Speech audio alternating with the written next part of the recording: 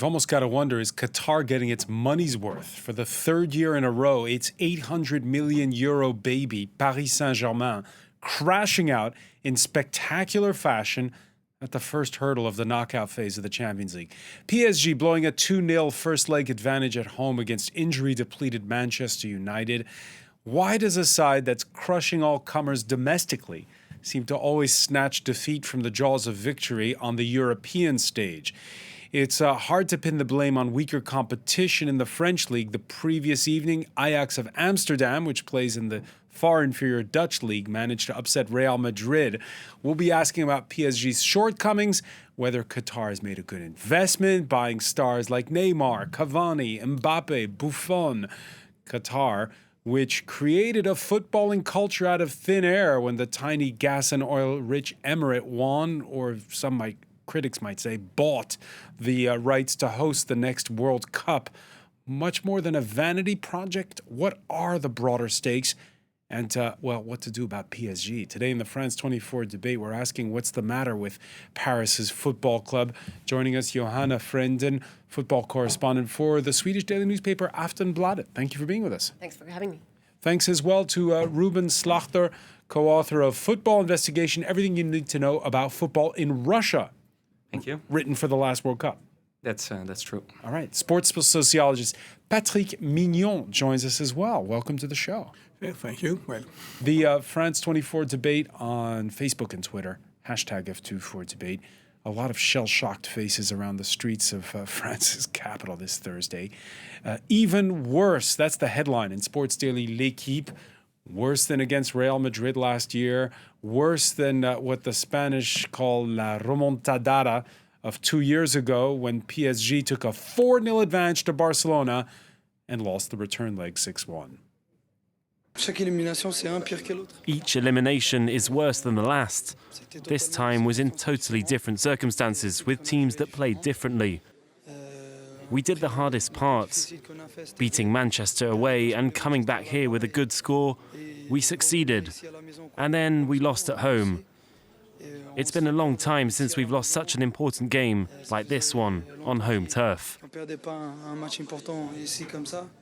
Before we turn to our panel, let's go to Antibes on the French Riviera and speak to former French international who played for Paris Saint-Germain, Michael Madar. Thank you for speaking with us here in the France 24 debate.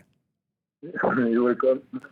So, Michael, did you see this coming this time around? Sorry? Did you see this loss coming? No. Nobody, I think, no. I mean, how do you explain it? How do you explain that it's the third year in a row we've seen this? Sorry? How do you explain the fact that they lost? What happened? It's difficult to explain because they win the first game and they have a lot of confidence for the return, and you have one game and this game start very, very bad, and they are the Paris Saint-Germain player, they have less confidence to play, and after they play better and they score, and against a mistake to Buffon, you know, and when you want to do a result, you need confidence. But after the second goal, Paris Saint-Germain lose this confidence, and it's the problem. It's not this year; it's the last year, the year before, and I think it's not the player. They don't have the mentality to win this the game in Champions League, like quarterfinal, you know. And it's difficult every year. It's difficult because they play one league. It's the Ligue 1 in France, and the level is very low. And to be prepared to play this game, it's hard for them because every week they win 3-4, 5-0, 5-0 all the time. And you know, when you don't have adversity, it's complicated to play the game like this. And in England, all the match, it's difficult every week. You know. Difficult every week. What do? You mentioned it at the outset there. There was a mistake by defender Thilo Kehrer, which meant that PSG fell behind 1-0 at the get-go. Then they equalized. Then there was a mistake by the goalkeeper, the veteran Gianluigi Buffon. What do you do when you're the coach at halftime? You said it's a problem of confidence. What do you do? I think they spoke with them. But you know, it's not. Sorry for my English. Huh? No, it's fine. You have the traumatism of Barcelona in the hate, and you think about that. You know, about this story. And after you saw Paris, they don't play. They don't have opportunity to, not just one opportunity to score. They don't play well, and they don't know if they need to attack or they need to defend.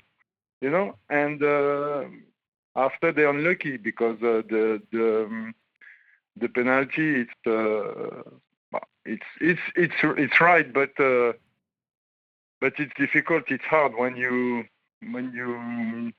play the 93 minutes and you think you are qualified to have this decision. And it's hard for the head, you know, for the team and for everybody in Paris, because everybody don't comment on dit sorry, personne n'y croyait. Nobody believed it. Yeah, nobody believed it.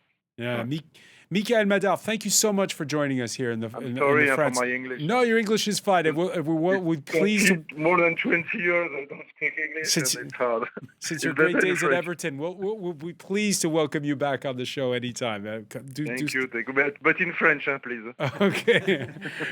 Mikael Madar joining us there. Your reaction, Johanna Frenden, to what you heard from Mikael, that somewhere in the corner of players' minds, it's so much a head game, right? Yeah. So much in the corner of people's minds. It's that incredible 6-1 loss in Barcelona of 2 years ago that's still there. It is, of course. And I think that no matter how much you invest, no matter how much you spend, you will never be able to buy, experience. There's no way of doing that. I mean, obviously you can buy or get Gianluigi Buffon to your club. He's won everything except the Champions League. Still, he makes like a fatal mistake last night. So it's becoming a culture in PSG. It's actually becoming a club that's known to be a loser club. I mean, that's the only way to. There's no other way to wrap it up. It's incredible. We're talking about it as a loser club. It's 17 points ahead of its nearest rival in the French league. But look at the investments. Look at the ambition. Look at what they've been working on for 9 years, and they never get beyond. Well, they've never gotten beyond the quarterfinal. Now it's 3 years in a row that they don't make it after the last 16. It's become the part of the PSG culture, and that's the biggest problem, I think. Patrick Mignon, is it a loser culture at PSG? No, I don't say that. It's rather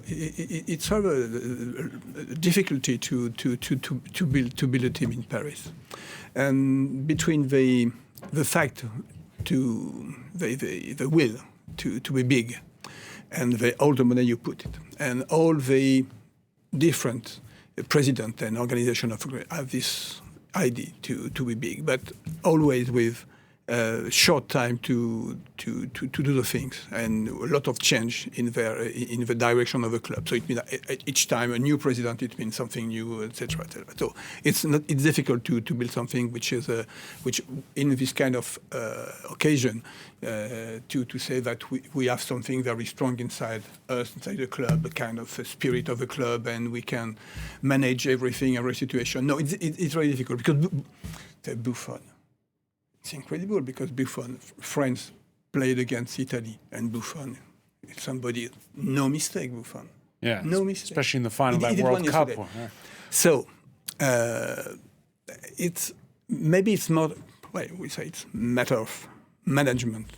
I think that when you come to Paris, I'm not sure that you come to it's almost that it's kind of like a pre-retirement for Buffon coming to Paris. A bit like going to play in the United States for some of the aging stars.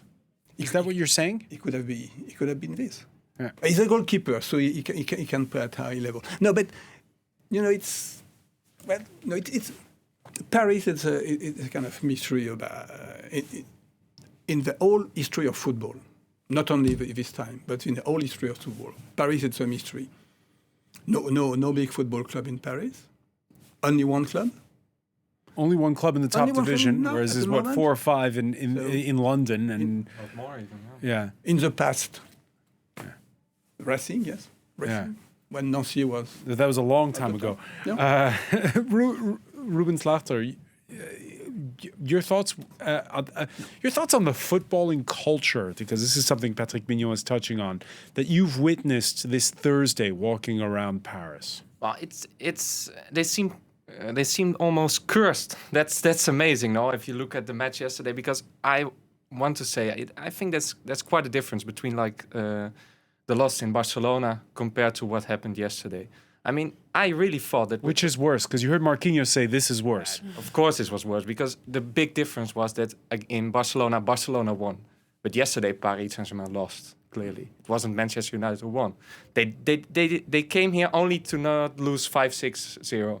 And by accident, they won the game. And they even qualified. I mean, everybody was shocked, even the Man United players. And I really thought that with Thomas Tuchel, the German coach, they had changed. They also had some bad games, but at halftime he could change something. There was really some change in mentality. And now, at the most important game of the year, they fall again. So, but do you agree with Patrick that there's something cursed, and it's something as well that Johanna was saying? Is there something cursed with Paris Saint-Germain? That's what they're saying right now. Okay, I'm not that into curse. Well, I'm a Dutchman, so we are always cursed. We lost all our finals played, but that's another story. But I mean, I really thought that something had changed, and now we are still back at the same point as in Barcelona. So that's, it's strange. It's strange. All right, let's stay on the subject of the Dutch. You could call it cold comfort. The previous night, Ajax beat the world's richest club, Real Madrid. It was a 4-1 scoreline, and they did it at the Bernabeu. They're rascals, scoundrels. All the players are mercenaries. Ajax is a team with no quality. They're no better than us and made a mockery of us in our stadium. We saw those images on social media of Ajax fans singing "Always look on the bright side of life." And again, you heard Michael Medard at the beginning saying, "Well, the problem is that when you're PSG, you play in a domestic league which isn't so strong. It's hard to get psyched up for the big game." But Ajax just proved the opposite, didn't they? Yeah, I mean, there's quite a difference between Ajax and PSG. Ajax has a philosophy that it's there for already 50 years. They do the same thing. Young Dutch players, to get them play all together. I have to say that this year there's a little difference, that they bought 2 free experienced players, especially Dusan Tadic, the Serbian player, who was by far the best player on the pitch in Madrid. And they got some combination, and it works. Paris Saint-Germain is a whole different story. They first, when the Qatar arrived, of course, they took over the club. They first wanted to make the brand Paris Saint-Germain count, and now it is time to win all those prizes. But they don't manage to do it. But yeah, if they want to follow Ajax, they should start with young French players, for example. But I don't know if that's the whole philosophy. Are we being a little unfair, Johanna, when we say that? Because there are, I guess, the equivalent of what they call it, Real Madrid Galacticos, obviously at Paris Saint-Germain, very high-paid superstars, but there are a lot of homegrown players on the team. I counted 6 or 7 of them in the roster. There's a mix. It's become a little bit better, perhaps, if you look at the real Parisians who've made it into the squad. But the PSG have sacrificed lots of homegrown players, during the course of these last 8 or 9 seasons, because they wanted to really get the big names, not necessarily the best players, but really the biggest names, with obviously good players as well. no. But what can you say about a player as Neymar, Zlatan Ibrahimovic, of course? But there's there has been the David Beckhams, the odd signing just to get a big name, a bit of spotlight, create a product around the PSG, but not really creating a culture. Not really creating a footballing culture. So a publicity stunt, like getting Buffon, that's a publicity stunt. Of course it is. Yeah, of course, no doubt. Of course it is. Because he's 41 and it's a good. It's a very good goalkeeper, but it's not something that you would, I wouldn't put my money on somebody for that, for the future. So if you want to build for the future, you would go probably for something else. They actually do have a real good homegrown Parisian, on the bench. And I think, to me at least, Alphonse Areola has proved as good as Buffon this season. So I think, there's lots of reasons for this, but when it comes down to what happened last night, if you compare it to the Camp Nou 2 years ago, I happened to be at the both games. It's the feeling in the stadium that it's happening again, and that was right after the first goal last night. It happened within seconds, within 2 minutes of the game. Same thing happened in Barcelona back in 2017, and you can just feel that everybody in the Parc des Princes was feeling, is this happening again? So if that's what 50,000 people think, of course that's what the players think. Of course that's what the manager is going to think. It's just contaminated, It was like, with the penalty at the end, I thought the public wasn't even that disturbed. They went quiet. They were like, this is not happening again. Where's the frustration? That's what I thought. Okay, the penalty, it was VAR. It was the video speaking into the ear of the referee who said, hey, go take a look. And that's how they discovered that, yes, it was a handball in this case, which if you apply the letter of the law, it is. But we heard the reaction on Instagram of Neymar calling it a disgrace. But there hasn't been, as you say, that much of a reaction over it. Why? Because I think what you said before is the fact that PSG lost this game more than Manchester United winning it, And no matter, even if that penalty never would have happened, it was still a bad game from PSG. They had a really, really good result to play on. They took large risks. They didn't do what they should, and they lost this game. No matter what happened in the end, it was completely their own fault. Actually, there was nothing in the game last night that was, what PSG planned to do. I imagine they just got completely. They were beside themselves, and that's the whole truth, I think. All right, we're going to ask the rest of our panel what they think about branding, new technology, and also Paris Saint-Germain's owners. When we come back, stay with us. You're watching the France 24 debate.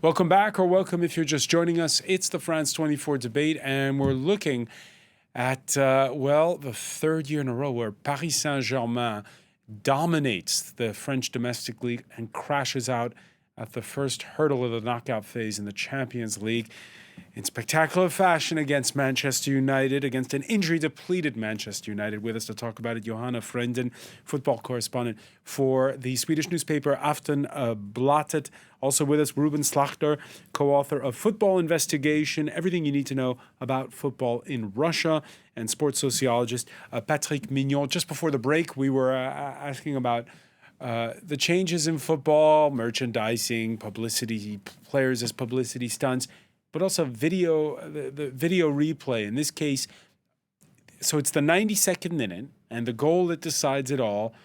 At first, the ref whistles no penalty, Ruben, and then he hears something in his ear and goes over and checks the video. Yeah, we're all talking about making the game more fair. And of course, the problem with those kind of decisions is that it's not unanimous. You see the referee you see him hesitating. How much time he stayed there? You were in the stadium, Johanna, for maybe 3-4 minutes or so. Like well, it means that he wasn't sure.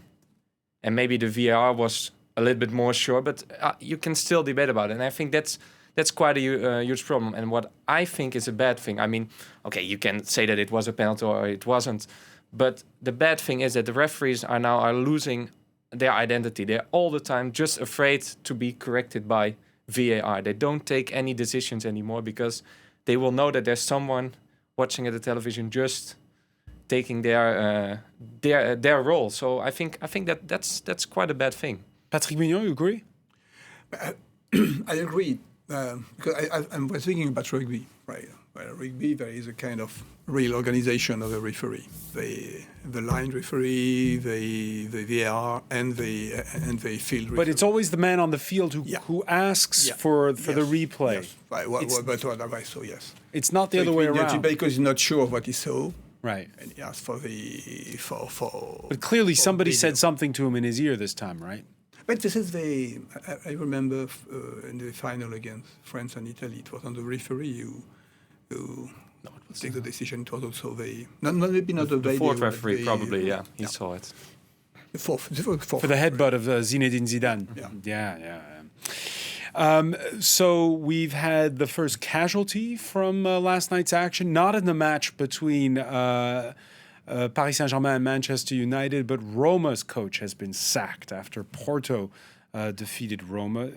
Your thoughts on Johanna Friend and on the fact that, it's high pressure, the Champions League, and, well, the coaches, and they don't last very long in Paris, it seems, either, by the way. No, they certainly don't. I mean, everybody's wondering, of course, will Thomas Tuchel be able to continue? Will PSG give him another season? I think they probably will do so, because what happened, in the last 2 seasons, Unai Emery got to the same stage. He was actually in charge when they lost against Barcelona, that very dreadful night at Camp Nou. So it still proves, though, that it's the patience, I guess, the span of patience with managers has grown shorter and shorter in international football. Everybody is looking everywhere else to see if they maybe could get somebody better. Maybe he wasn't as fit for this job as we thought. Maybe we should go for a young one. Maybe for someone more experienced. Maybe somebody who's from the area. There's lots of different, ideas and philosophies that, and this is where, when I'm saying that PSG has no real footballing culture, you can really see it in these kind of circumstances, because they have no patience with their managers. They appoint them, and then they ask something different from them than what they announced when they arrived. I need time. Can you make the same criticism against Manchester United's American owners, who are also accused of not having a footballing culture?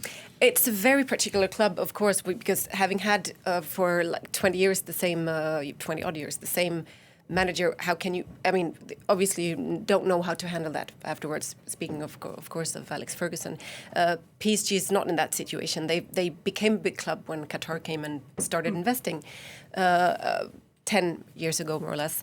But they still haven't really found an identity. They do not know who they are exactly, and this opportunism is very much shown in how they pick and how they get rid of their managers. Let's pick up on that. When Qatar bought Paris Saint-Germain, it was in 2011. It was hot on the heels of the tiny emirate winning the rights to host the 2022 World Cup, a country which at the time had no big stadium, no mark on the world football stage, suddenly had a marquee name all its own. Maud Julien has more.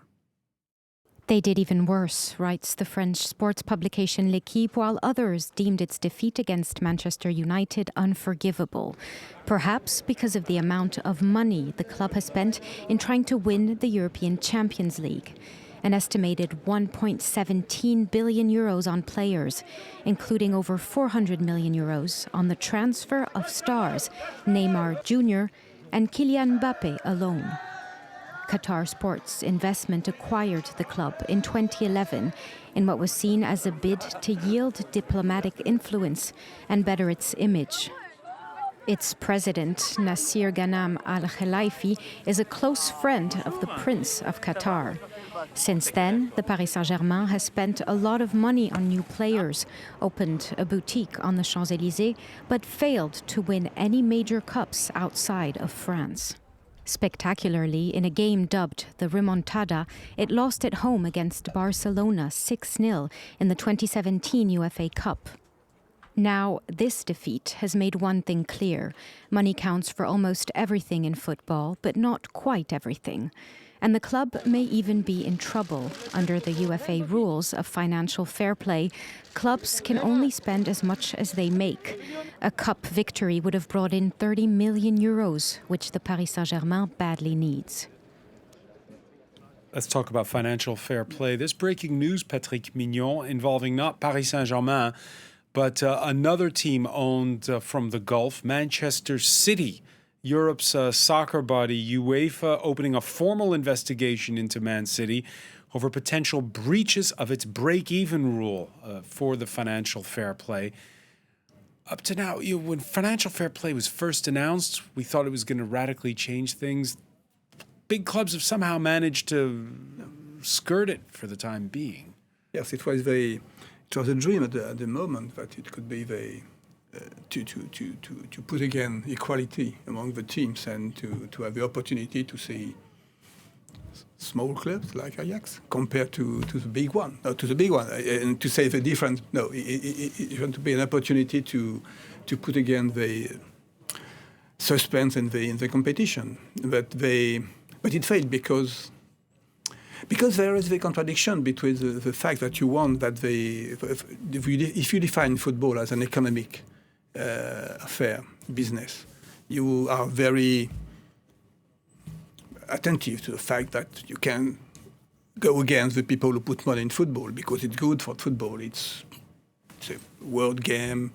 We are everywhere in the world, so it's very good. So to put really in place this fair play, it means that you have to think about the consequences. And I think now there are more and more consequences because of the money which is going into the football and all the fact that from the report. If I'm going to play devil's advocate here, Patrick, if you're thinking about the consequences, but if you're a Paris Saint-Germain fan and last night they win instead of losing, do you really care about financial fair play?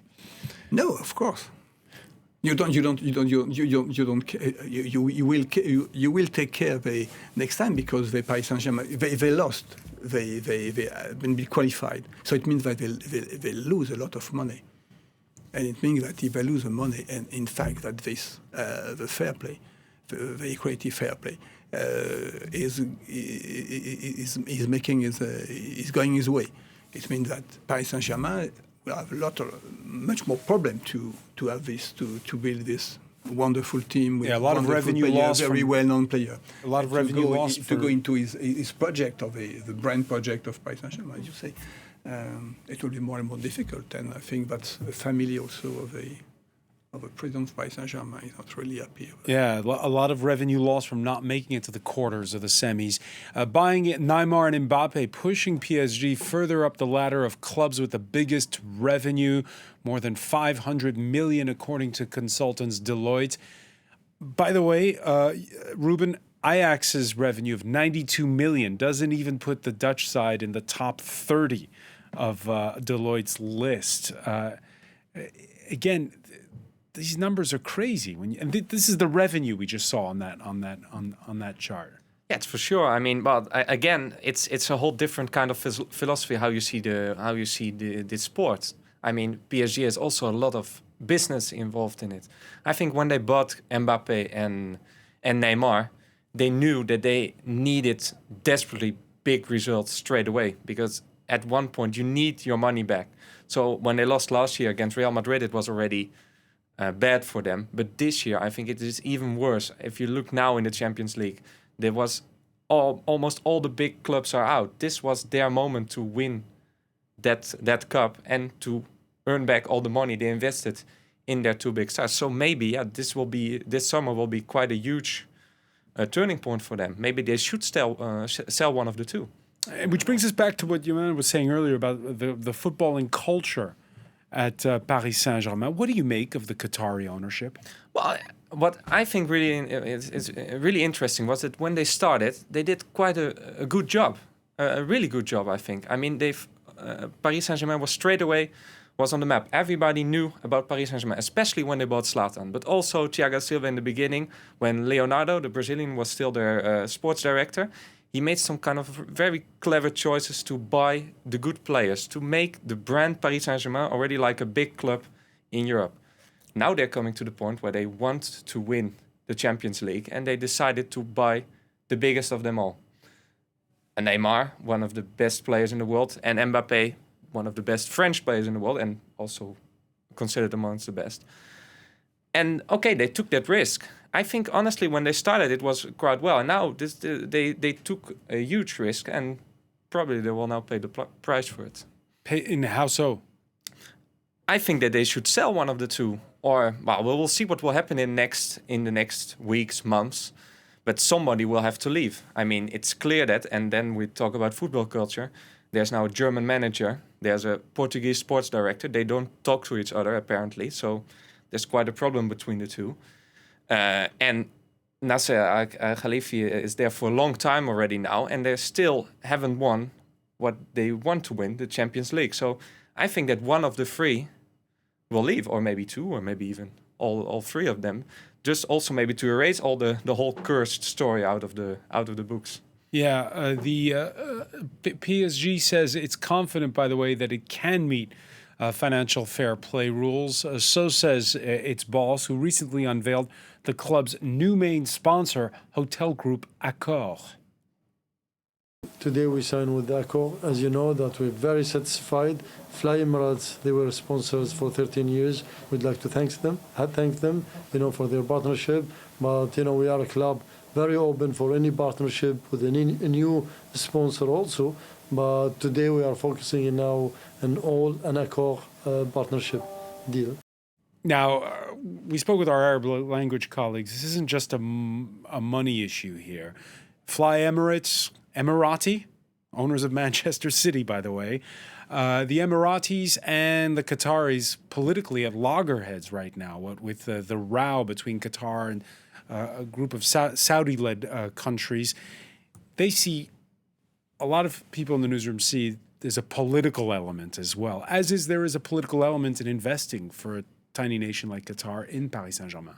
Of course it is. I mean, PSG has been, for a few years, the Qatari kind of window to the footballing world, because everybody knows that there will be a World Cup play there.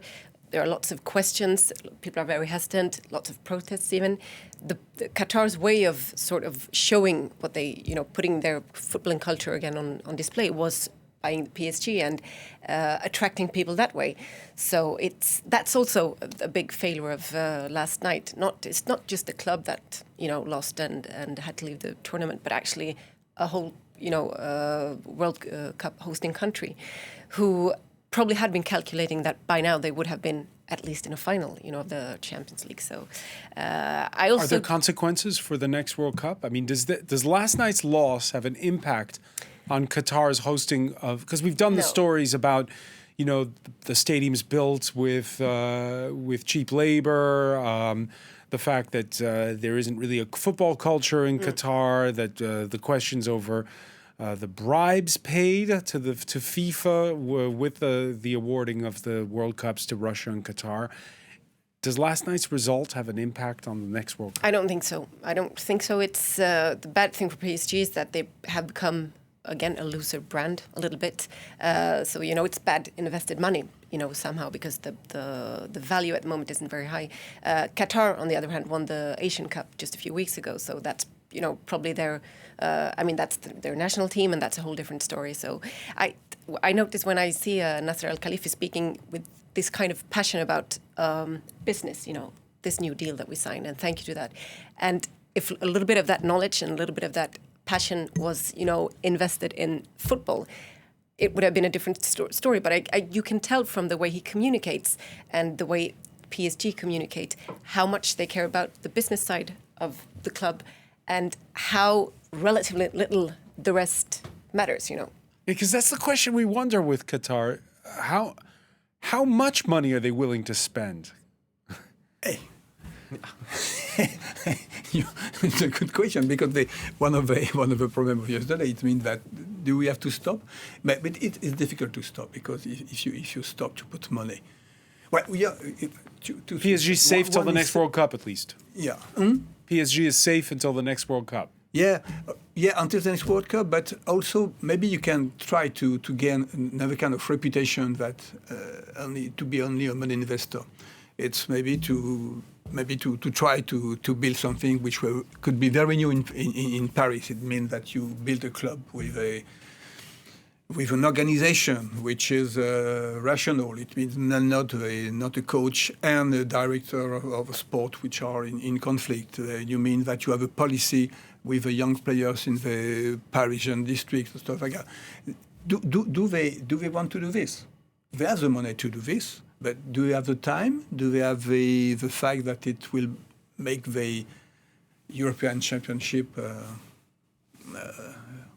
more thorough than now? I think that the Paris Saint-Germain is something very costly for the Qatar. Very costly. Ruben Slachter, there's this bit of a dichotomy, isn't there? Because we're in France, country that's been in the final of 3 of the last 6 World Cups, which is a pretty good record, right? Mm-hmm. And has won 2 of those. And yet at the club level, the only time it's won the most prestigious cup was with a club that then was involved in a bribery scandal, Marseille. What do you make of the footballing culture in France? Yeah, interesting. I'm a Dutchman, so I see the football here in France as a Dutchman. I see a lot of differences between the 2 countries. What I always thought really interesting, I worked quite a time at the Stade de France, the national stadium, was the particular connection between the French fans and their national team. A lot more than local teams, for example.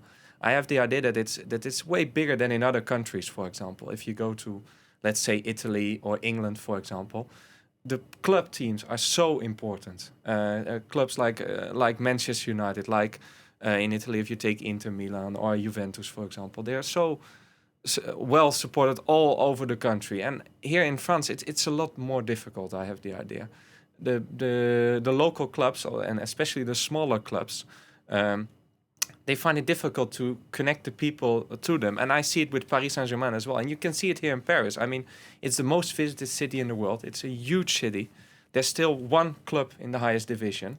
And it's not that easy to get all those people connected. It should be sold out every week. I mean, with so many good players. But they don't manage to do that. You agree, Anna Friend? Yes and no. I think the French public's relationship with their national team has been, it's close, it's tight, but looking at what's happened. Wasn't the case in 2010. Exactly. Look at what's happened since the last time they were in a World Cup final. I mean, it's been such a roller coaster, and right. There has been so many emotions around this team. So, and it's also.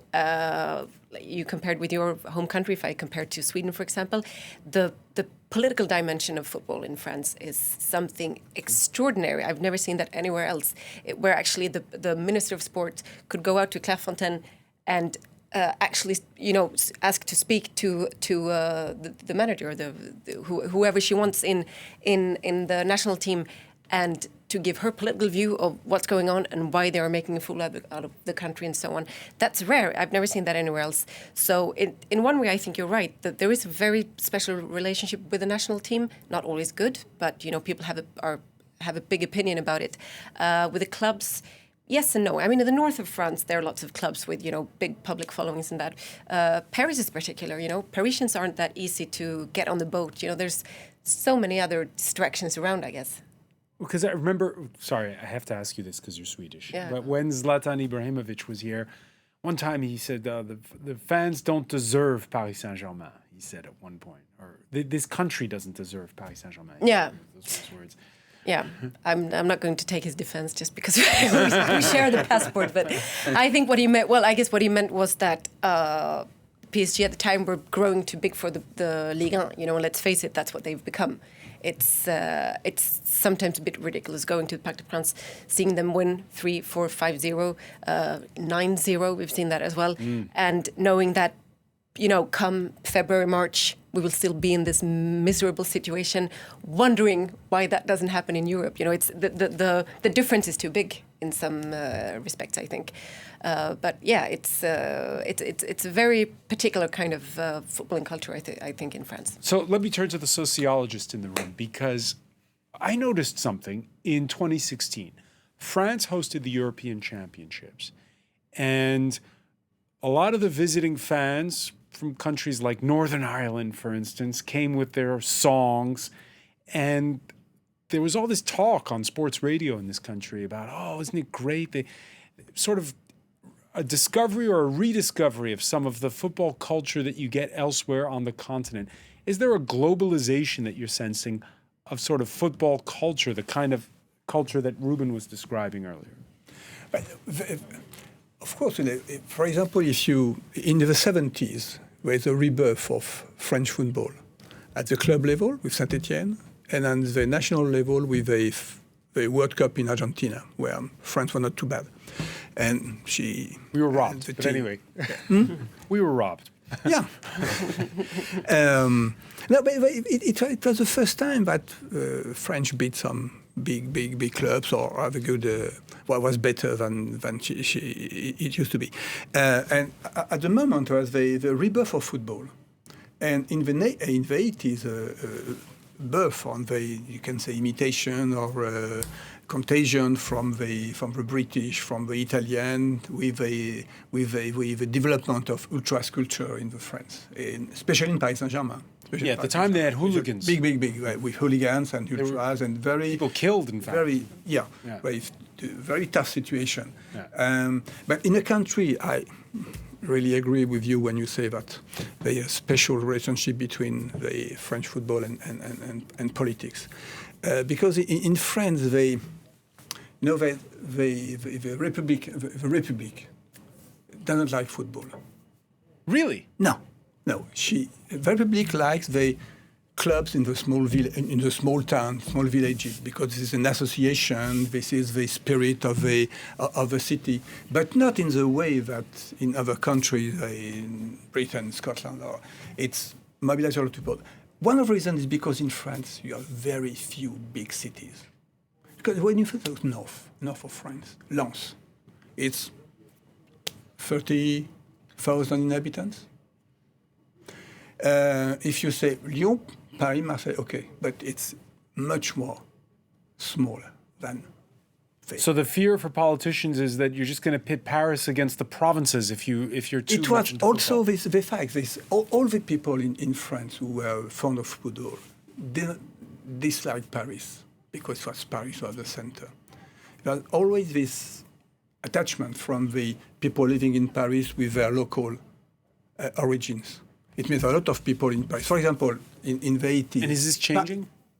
A little bit, because the Parisian population had changed a lot during the last 30 years.